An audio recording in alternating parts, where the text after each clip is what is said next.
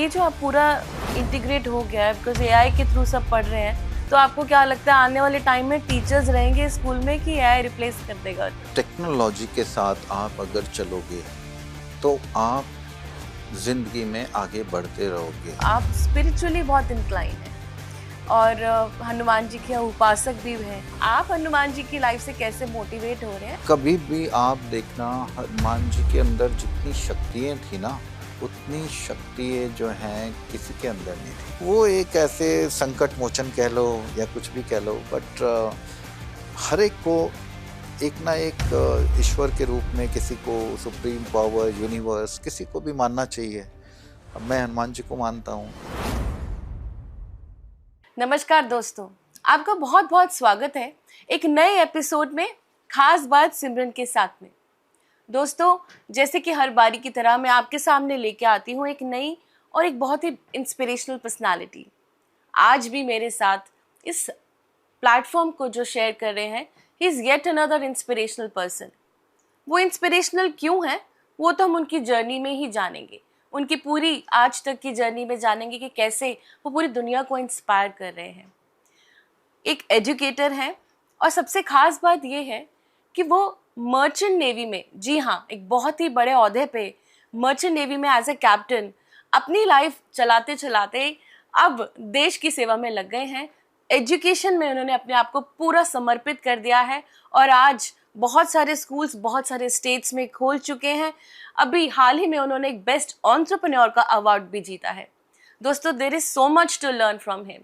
तो अब मैं देर नहीं लगाऊंगी क्योंकि आप भी जानने के लिए उत्सुक होंगे कि आज इस मंच पे कौन आया है। हमारे बीच में है कैप्टन मुकुल महेंद्रू।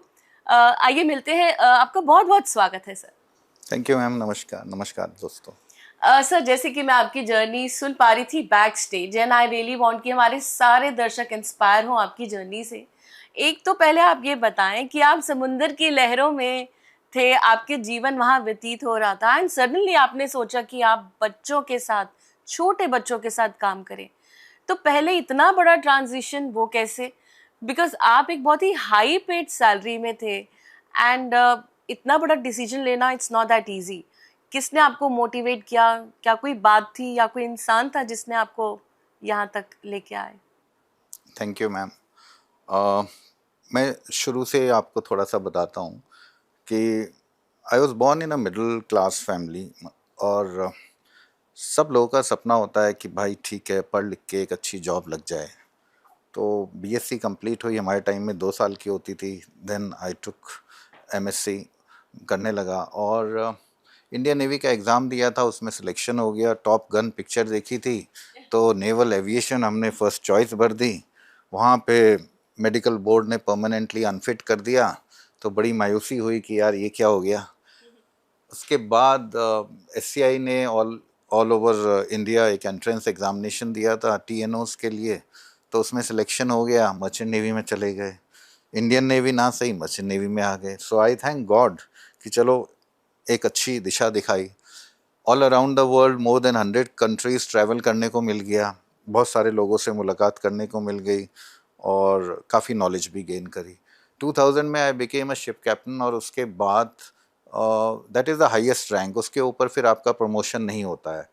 तो 5 साल तक काम करने के बाद लगा कि क्या ज़िंदगी पूरी ऐसे ही व्यतीत करनी है या कुछ करना है। बचपन से एक ख्वाहिश थी कि आगे चल के स्कूल खोलना है। और एक होता है ना ज़िंदगी में नीड होती है और एक होता है आपका डिज़ायर। तो दोनों में फ़र्क ये होता है, नीड जो होती है वो आपको वक्त के साथ कई जगह कंप्रोमाइज़ करने के लिए मजबूर कर देती है। तो वो नीड थी कि मेरे को एक जॉब चाहिए था, हाई पेइंग जॉब था, डॉलर्स में कमाते थे, टैक्स फ्री इनकम होती थी। लेकिन उस नीड के बाद एक सेकंड स्टेज पे पहुँचे कि डिज़ायर, अब आपको ज़िंदगी में क्या करना है। तो वो जो डिज़ायर था, एम्बिशन था, वो फिर 2005 में सोचा बस अब नीड तो पूरी हो गई, अब डिज़ायर पे काम करना चाहिए। तो I started up with the pre school और आई से मतलब फर्स्ट शुरू में तो 5 बच्चे ही हुए, उससे शुरू किया। और इसके पीछे the full credit goes to my wife also, Ranjana, जिन्होंने पूरा साथ दिया इस टाइम पे। शी नेवर सेड कि तुम जिंदगी में क्या करना चाहते हो तो मत करो, इतनी कमाई वहाँ से आराम से आ रही है, 5-6 महीने छुट्टी के भी मिल जाते हैं। तो it was, I am thankful कि merchant navy gave me a foundation to do something in life which I wanted to do, और यहाँ से फिर हमारी एजुकेशन लाइन की शुरुआत हो गई। बहुत ही बहुत ही अच्छी बात आपने अभी बोली है कि नीड एंड डिज़ायर, और कभी इंसान इन दोनों में फ़र्क भी नहीं जान पाता कि अरे ये कैसे हम इसको डिफ्रेंशिएट करें। आपकी नीड से आपने बहुत अच्छा पैसा तो कमाया, बट आप आज अपना डिज़ायर पूरा कर रहे हो, और आप अपने डिज़ायर के साथ आई थिंक बहुत सारे लोगों के सपने भी पूरे कर रहे होंगे, बिकॉज आपके स्कूल में काफ़ी टीचर्स हैं जो जॉब कर रहे हैं, और कईयों के ये डिज़ायर्स भी होते हैं कि मैं एक अच्छी टीचर बनूं। अब मैं ये देखती हूँ कि आपने शुरुआत तो 5 बच्चों से करी थी, it was small, very small an amount. आज आप ऑलमोस्ट 35 ब्रांचेस खोल चुके हैं in about 8 states already. This is huge. और ये 2005 से 2025 तक का जो ये सफ़र है, ये कैसे रहा आपका, और इतना जल्दी प्रोग्रेस, इसके पीछे क्या राज है? uh, उस टाइम पे जब हमने शुरू किया था तो यू कैन से कि पैशन भी था कि बच्चों को कुछ नया सिखाना। और इंडिया में प्री स्कूल एजुकेशन का it was at a very nascent stage, मतलब इतना ज़्यादा कुछ पता नहीं था लोगों को। तो उसमें हमने रिसर्च करी, उसमें जितनी अच्छी एजुकेशन दे सकते थे दी। और व्हेन वी स्टार्टेड तो 1-2 साल बाद हमारे पास फिर लोगों की दूर दूर से भी आने लगा कि सर आप यहाँ से हम भी अपने बच्चों को डालना चाहते हैं आपके स्कूल में। And the distance was a issue, क्योंकि मैंने ये देखा कि छोटे बच्चे 2-3 किलोमीटर से तो आ सकते हैं, लेकिन ज़्यादा दूर से ट्रैवल टाइम उनके लिए भी बड़ा मुश्किल हो जाता है, और एंड उनके लिए काफ़ी प्रॉब्लम होती है। तो मैंने कहा अब इसका सॉल्यूशन तो ये होगा कि वी एक्सपैंड और हम एक और ब्रांच खोलें। देन आई थॉट कि geographical expansion is the only way. फिर हमने दूसरी लोकेशन में ब्रांच खोल दी 2009 में। फिर वहाँ पे भी बहुत अच्छा हमें रिस्पांस मिला। Then we started expanding. और अकेले एक्सपैंड करना बहुत मुश्किल होता है, क्योंकि इतने रिसोर्सेज नहीं होते हैं कि आप हर जगह ये सब कर लें। और इंडिया में बहुत सारे लोग ऐसे हैं जिनके पास रिसोर्सेज हैं, लेकिन उन्हें मालूम नहीं है कि हमें हमें ज़िंदगी में करना क्या है।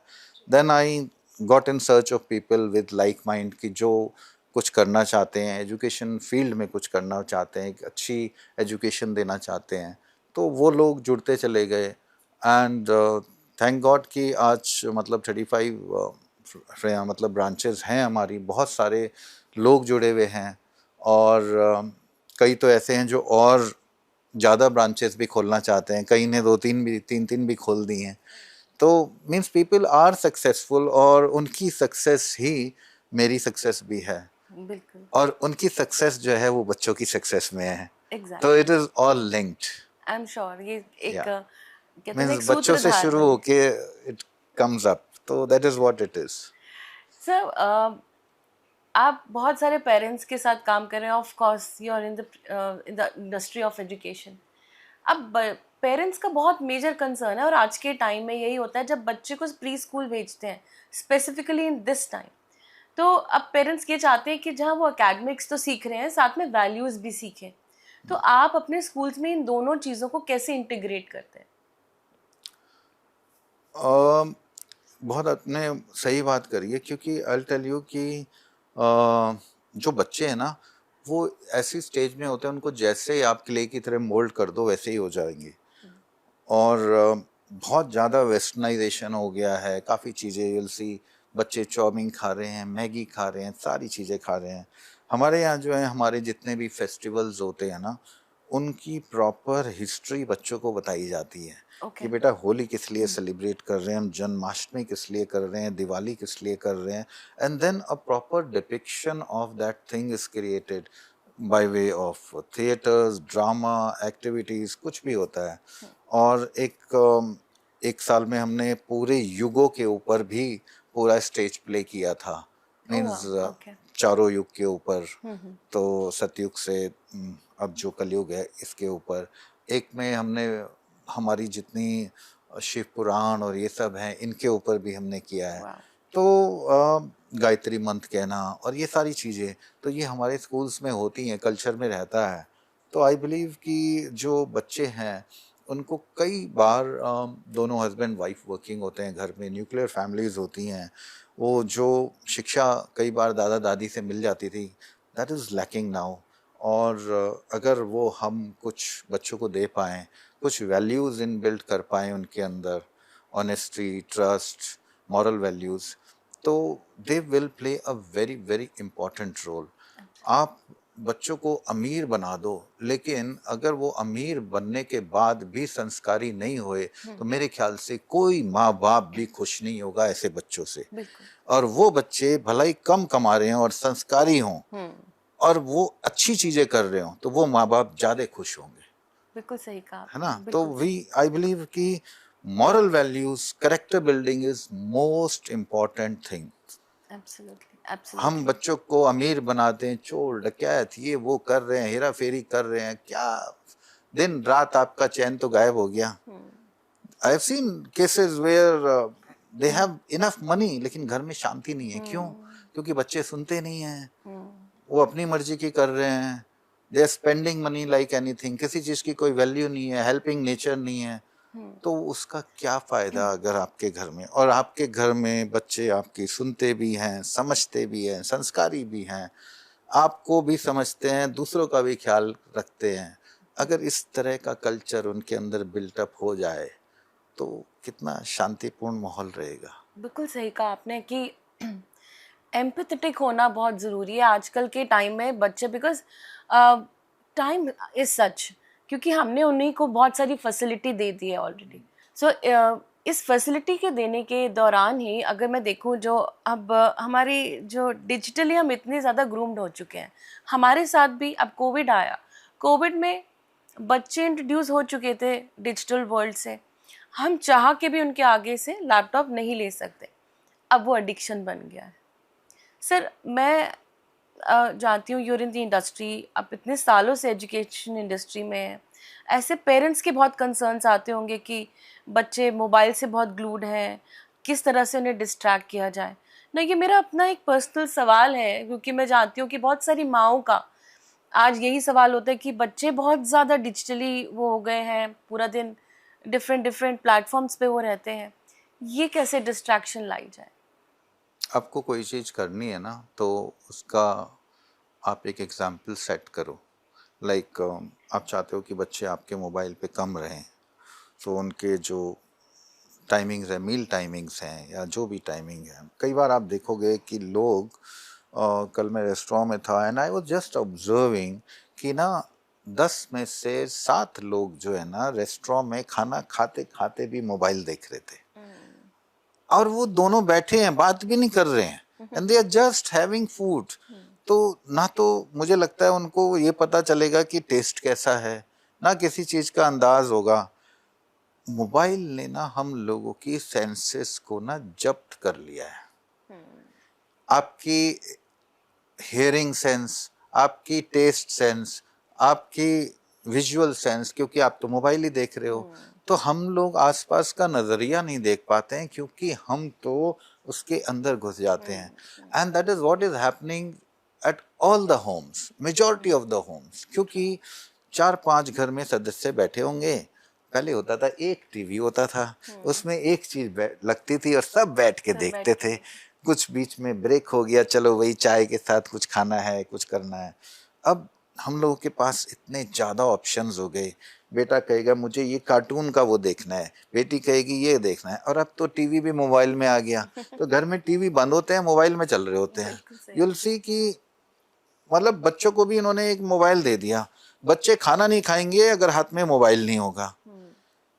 At times children are blackmailing the parents कि आप अगर मुझे मोबाइल नहीं दोगे तो मैं ये काम नहीं करूंगा।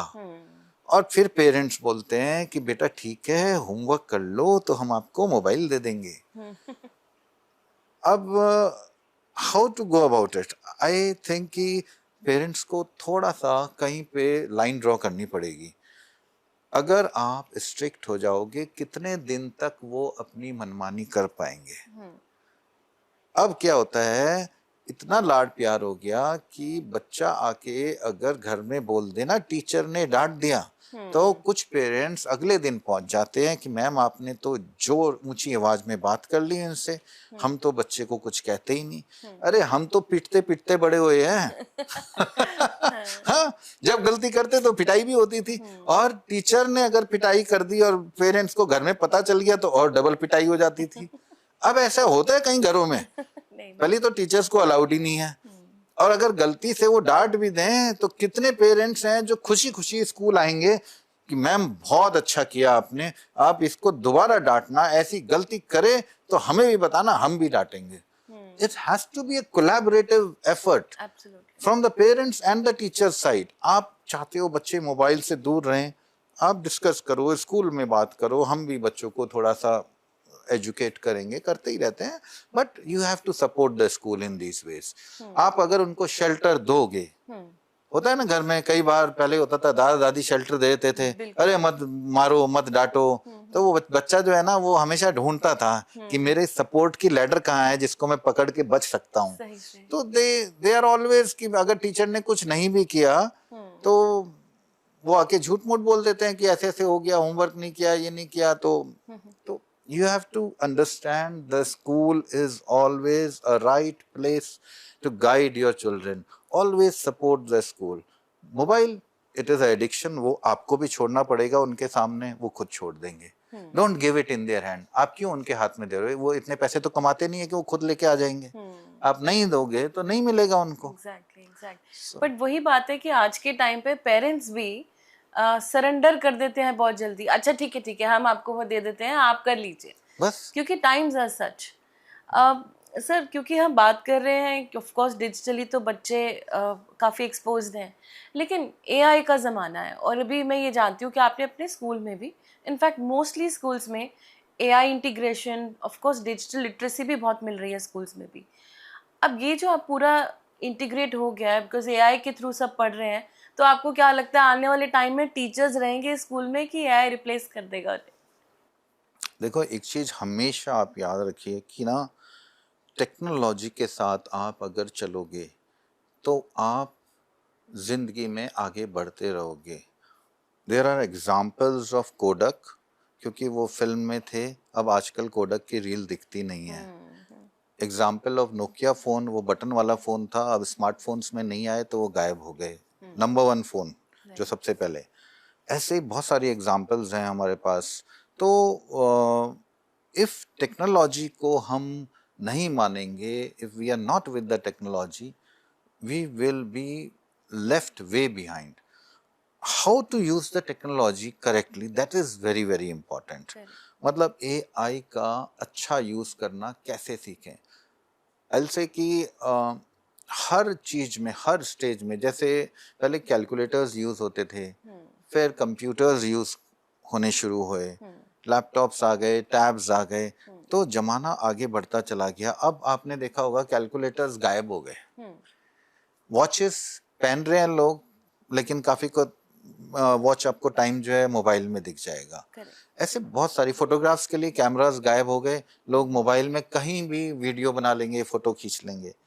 फैसिलिटीज़ चेंज हो रही हैं टाइम टू टाइम। अब एआई का ज़माना आ रहा है, तो आपको बच्चों को अगर कल की डेट के लिए तैयार करना है, देन यू मस्ट नो कि कल क्या टेक्नोलॉजी होने वाली है। हम कहते हैं कि बच्चों को टेबल्स याद कर दें, ये याद कर दें, मान लिया मैंने, दैट इज़ वन थिंग कि जिस दिन अगर इंटरनेट बंद हो गया तो एआई वगैरह सब फेल हो जाएगी। आपके बच्चे उस दिन के लिए रेडी होने चाहिए कि मेरे पास इंटरनेट नहीं है, कुछ नहीं है, if I have to solve this problem, मैं कैसे करूँगा। उनकी ग्राउंड लेवल पे इतनी स्ट्रॉन्ग फाउंडेशन होनी चाहिए कि मैं without internet, without Google, without AI भी ये चीज़ों को सॉल्व कर सकता हूँ। What does that mean? उनकी thinking ability, creative ability, decision making ability, इसके ऊपर काम करना पड़ेगा, और इसके ऊपर काम करना भी चाहिए। एआई का यूज़ क्या है कि कई लोग जो हैं, जैसे क्रिएटिव राइटर्स हो गए, जो हमारे आर्टिस्ट हो गए, अब उन लोगों के लिए बड़ा चैलेंज हो गया, क्योंकि एआई तो बड़ी जल्दी आपको सॉन्ग भी क्रिएट करके दे रहा है ड्राइंग्स, पोर्ट्रेट्स वगैरह ये भी बना के दे रहा है, सब कुछ करके दे रहा है। तो in a way that is a readymade solution. उनके लिए चैलेंज आ गया, जिस दिन एआई नहीं होगा they will be shortage of these creators. Exactly. But if AI is there and things are there, how to utilize these tools? कैसे इनको use करके आप अपनी लाइफ को इजी बना सकते हो, दैट इज वेरी इंपॉर्टेंट। कोई काम अब जैसे होता है ना, क्रिएटिव डिजाइनर्स ने आपको 5 घंटे ले लिए ये डिजाइन क्रिएट करने के लिए, वो एआई ने 20 मिनट्स में क्रिएट कर दिया। कल की डेट में किन लोगों की ज्यादा वैल्यू होगी? जो 20 मिनट में कर देंगे। Time will be the most crucial factor in the future, which will matter who is earning how much. जो बंदा जितने कम टाइम में बहुत सारी चीजें कर पाएगा वो जिंदगी में बहुत आगे बढ़ पाएगा। और एजुकेशन सिस्टम में भी अभी ये लोग कर रहे हैं, हल्के हल्के चीजें कर रहे हैं। हमारा 12 तक का सिस्टम डिफाइंड है, क्लास 1 से 12 तक इतनी एज होती है। लिमिट कर रखा है गवर्नमेंट ने कि आप 12 तक इतना ही सीख सकते हो। अगर बच्चे के अंदर कैपेबिलिटी है, कई बच्चों आपने देखा होगा न्यूज में आते हैं कि उन्होंने जी 12 साल की एज में 12th पास कर लिया, उससे भी आगे पीएचडी कर रहा है कोई। तो वो human brain is so much capable कि आपको उसको लिमिट में नहीं रखना चाहिए। कुछ बच्चे होते हैं बहुत तेज होते हैं, दे आर वेरी फास्ट, तो आप क्यों चाहते हो कि वो अपनी एज के हिसाब ही क्लास में जाए?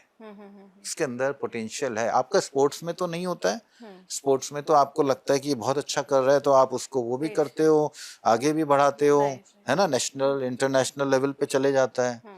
तो आपको ऐसे रखना चाहिए कि अगर इसके अंदर बच्चे के अंदर कैपेबिलिटी है टू लर्न और वो कर सकता है और वो compete कर रहा है, तो करने दो ना, उसे ग्रो करने दो, कौन रोक रहा है? लेकिन यहाँ पे पता है क्या रिस्ट्रिक्शन आता है? आप 6 साल की एज में क्लास 1 ही कर सकते हो, आगे नहीं जा सकते। We have to change the thinking, we have to change the thinking of the system we have in India. सब सिस्टम की बात हो रही है, तो जैसे कि आप कह रहे हैं कि यहाँ पे बिकॉज फिक्सेटेड है कि इस उम्र में इसी क्लास में होना चाहिए। एजुकेशन सिस्टम में हम देख रहे हैं because of this introduction of new technology and everything, हमारी एजुकेशन सिस्टम भी ग्रो कर ही रहा है, नए मेथड्स ऑफ लर्निंग आ गए। आप क्या देख पा रहे हैं हमारी गवर्नमेंट इसमें कितना ग्रो कर रही है, या क्या चेंजेस आपको लगता है लाने चाहिए? देखो, जब ब्रिटिशर्स गए ना, उन्होंने सबसे इम्पोर्टेंट, जब उन लोगों ने हिंदुस्तान पे राज करना शुरू किया, उनको जो बड़ा चैलेंज आया कि हमारा ग्रास रूट लेवल पे ना education system was very strong.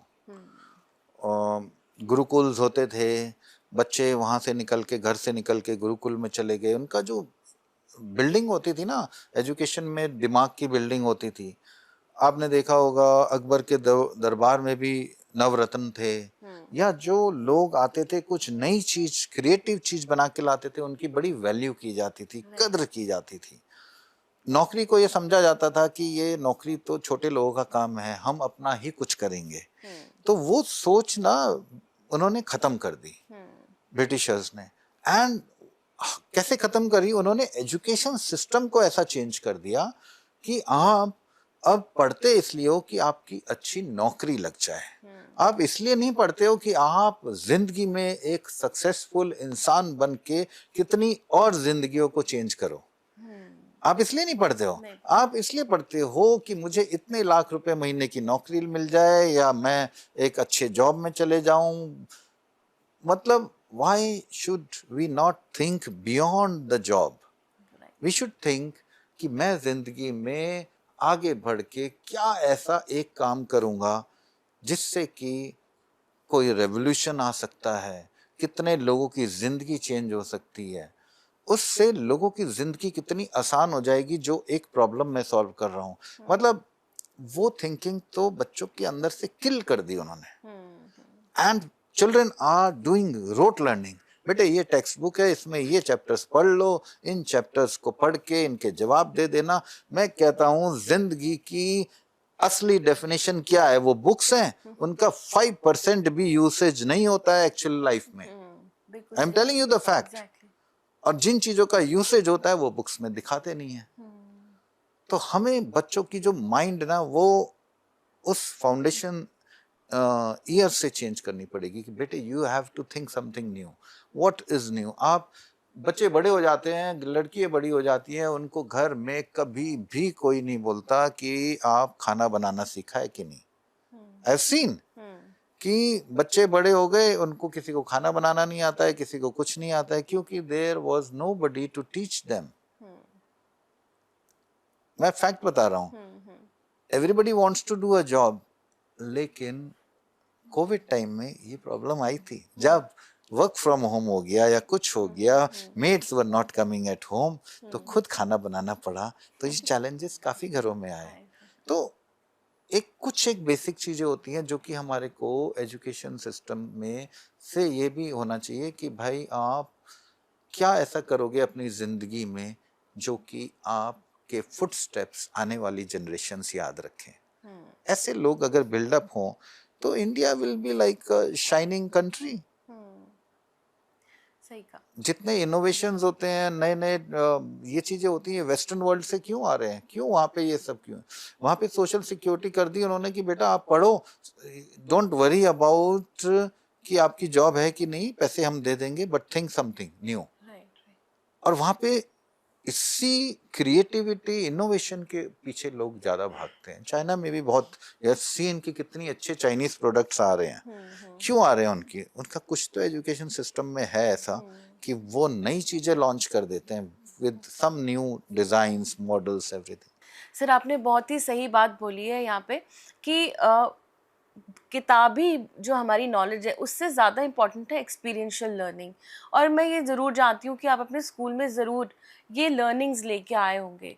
अब मैं आपके एक और एस्पेक्ट के बारे में जानना चाहती हूँ। आप स्पिरिचुअली बहुत इंक्लाइंड हैं और हनुमान जी के उपासक भी हैं। तो देखिए प्रभु की भक्ति करना और किसी भी इष्ट की भक्ति करना एक अपने आप में एक बहुत बड़ी बात होती है। आप उन्हें फॉलो करते होंगे। आप हनुमान जी की लाइफ से कैसे मोटिवेट हो रहे हैं and at the same time आप भी मोटिवेट हो रहे हैं और आई एम श्योर आप अपने स्कूल में भी वही लर्निंग्स को आगे लेके जाते होंगे। तो ये पूरा किस तरह से आप आगे लेके जाते हैं? देखो हनुमान जी कौन, मतलब कौन थे? वो राम के सेवक। जी। और कभी भी आप देखना हनुमान जी के अंदर जितनी शक्तियाँ थी ना, उतनी शक्तियाँ जो हैं किसी के अंदर नहीं थी। मतलब ट्रिमेंडस पावर। मतलब सूरज को भी उन्होंने अपने अंदर कर लिया था, सब कुछ। If you go with the examples बहुत है। और लोग कहते हैं कि वो उनकी डेथ भी नहीं हुई, अमर हैं वो। तो उनका सबसे इम्पोर्टेंट जो हनुमान जी के उसमें है कि एक सेवक होके आप कैसे वो सारे काम कर सकते हो जिससे कि उनके अंदर जो जितनी बुद्धि थी, वो बोलते हैं कि इतनी ज़्यादा बुद्धि, इतनी ज़्यादा क्षमता सोचने की नहीं थी लोगों के अंदर। तो इट इज़ ट्रिमेंडस। और दूसरा, हर मंदिर में आप हनुमान जी की मूर्ति कहीं ना कहीं आपको मिल ही जाएगी, चाहे किसी भी उसमें हो। तो वो एक ऐसे संकट मोचन कह लो या कुछ भी कह लो, बट हर एक को एक ना एक ईश्वर के रूप में, किसी को सुप्रीम पावर, यूनिवर्स, किसी को भी मानना चाहिए। अब मैं हनुमान जी को मानता हूँ। तो आपको जब भगवान ने इतना कुछ दिया है, तो अगर उसके आगे हम झुक जाएं, थैंक यू कह दें और उसको ये कहें कि भाई बहुत बहुत धन्यवाद इतना सब कुछ देने के लिए ज़िंदगी में, तो उससे अच्छी बात क्या है? बिल्कुल बिल्कुल। तो आई फील ये तो सभी लोगों को करना चाहिए, चाहे जो भी उनके इष्ट देव हैं, जिस भी धर्म से हैं, जहाँ से भी हैं। तो एक ग्रैटिट्यूड की फीलिंग उनके लिए होनी चाहिए। प्लस मैं तो कहता हूँ हमारे साथ जितने लोग काम कर रहे हैं उनके लिए भी होनी चाहिए। थैंक यू टू एवरीवन जो हमारे साथ काम कर रहे हैं, जो हमारे संपर्क में आए उनके लिए भी थैंक यू होना चाहिए। हर उस चीज के लिए जो आपको इस जिंदगी में मिली है उसके लिए होना चाहिए। So that is what I have feeling like. आपने बहुत ही प्यारी बात बोली है एंड मैं बहुत स्ट्रांगली बिलीव करती हूँ in the attitude of gratitude. आपका सुबह शाम रात तक जितनी भी चीज़ों से आई थिंक प्रेयर्स में भी ये निकलता है कि जो दिया उसका भी शुक्राना, जो नहीं दिया उसका भी शुक्राना। तो ये क्योंकि आपके अंदर ये भाव है तो ऑफ कोर्स आप अपने स्टूडेंट्स में भी ये भाव, थैंकफुलनेस का भाव ज़रूर देते होंगे। I am so sure. Sir एक बहुत ही सवाल है फॉर प्री स्कूल, बिकॉज यहाँ पे काफ़ी दर्शक हमें देख रहे हैं जिनके अंदर ये चाह होगी कि वो भी प्री स्कूल शुरू करें। आपकी जर्नी ऐसी रही, इट्स वेरी इंस्पायरिंग कि आपने एक बहुत अच्छी हाई पेड सैलरी को छोड़ा लेकिन अपना डिज़ायर पूरा किया टू स्टार्ट दिस। नाउ यहाँ पे मैं जानना चाहती हूँ फ्रॉम यू कि ऐसी कौन सी 3 चीज़ों का ध्यान रखें लोग जो अपनी प्री स्कूल जर्नी शुरू करना चाहते हैं या मतलब इस ट्रेड में अपनी लाइफ को शुरू करना चाहते हैं। देखो, ऐसे कई टीचर्स हैं जिनका एक सपना हो कि एक स्कूल हो अपना। जी जी। मेरा ये सपना कि मेरा एक स्कूल हो अपना है। बहुत सारे टीचर्स का होता है, कई सारे साल हो गए हमारे साथ टीचर्स हैं जिन्होंने काम किया, फिर खुद उन्होंने अपना स्कूल खोल दिया, हमसे हेल्प ली कि सर मैं भी स्कूल खोलना चाहती हूँ। तो मेरा ये है कि भाई हमारा स्कूल जो है this is play group to class 8 तक चलता है वैसे हमारा। Okay. 5th तक भी हैं कुछ ब्रांचेस, कोई 8 तक भी हैं, तो और कुछ किंडरगार्टन भी हैं। तो हर तरह का मॉडल है हमारा। और वी वी बिलीव कि जितने ज़्यादा लोग साथ में जुड़ पाएंगे उतनी ज़्यादा हम फास्टर ग्रो कर पाएंगे और एजुकेशन को ज़्यादा लोगों तक पहुंचा पाएंगे। I have a dream of reaching 1 million students one day. तो 1 मिलियन स्टूडेंट्स तक पहुंचने के लिए मुझे अकेले तो असंभव है, बहुत सारे लोगों की ज़रूरत पड़ेगी। तो जो लोग भी जुड़ना चाहते हैं, एजुकेशन में कुछ काम करना चाहते हैं और पैशन है उनका कि नहीं हम भी कुछ करना चाहते हैं, वो लोग आके मिल सकते हैं, जुड़ सकते हैं हमारे साथ। और इसके लिए ज़्यादा इन्वेस्टमेंट भी नहीं चाहिए होगा, लेकिन थोड़े से इन्वेस्टमेंट में भी शुरू कर सकते हैं। शुरुआत हमेशा छोटी होती है और वो बहुत बड़ी बन जाती है। और हमारी कोविड टाइम में कोई ब्रांच भी बंद नहीं हुई थी। We have such a strong support system. हाँ, तो मैं तो कहूँगा एक बार आएँ, मिलें, जुड़ें और साथ में मिलके काम करें और देश को एक स्ट्रॉन्ग फाउंडेशन, अच्छी एजुकेशन दें और आगे बढ़ाएं। आपने फिर से बहुत अच्छी बात करी। ऑफ कोर्स जो लोग सोच रहे हैं प्री स्कूल में अपनी लाइफ को शुरू करने का या कुछ एक ऐसा नया वेंचर शुरू करने का, एंड ऑफ कोर्स जैसे कि अभी आपको पता चला सर ने ओपन इनविटेशन दिया, आप कनेक्ट कर सकते हैं and it's not a huge investment. And for that matter poly kids school तो बहुत अच्छा वर्क कर रहा है, अबाउट 8 स्टेट्स में ऑलरेडी आ चुका है।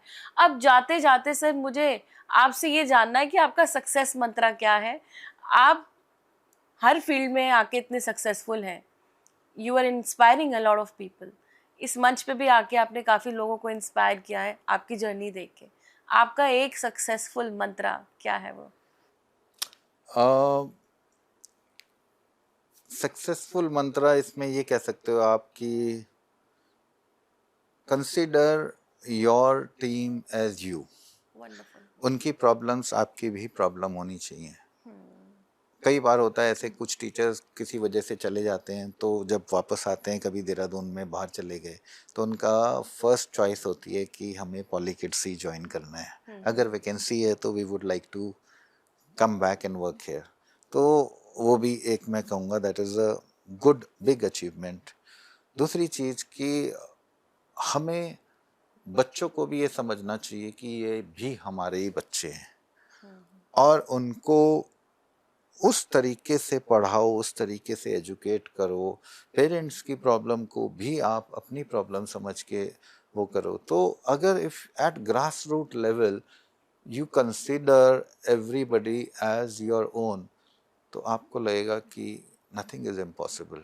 मतलब आपने अपनी ड्रीम में तो सबको इंक्लूड कर लिया ना, तो कोई अलग नहीं है। प्रॉब्लम्स को आप समझो, उनको सॉल्व करो, टीम की प्रॉब्लम्स को समझो। तो हमारे यहाँ टाइम टू टाइम मीटिंग्स होती रहती हैं, ट्रेनिंग वर्कशॉप्स होती रहती हैं, पेरेंट टीचर मीटिंग होती रहती हैं। उनके फीडबैक्स या सजेशंस पे भी हम काम करते हैं।